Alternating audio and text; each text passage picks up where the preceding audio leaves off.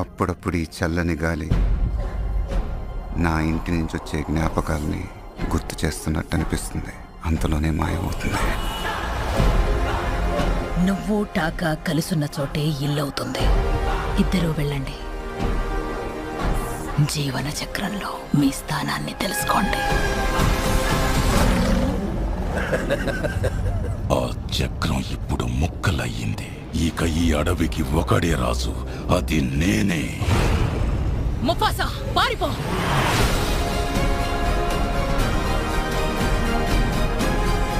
మనం ఒక్కటిగా పోరాడాలి.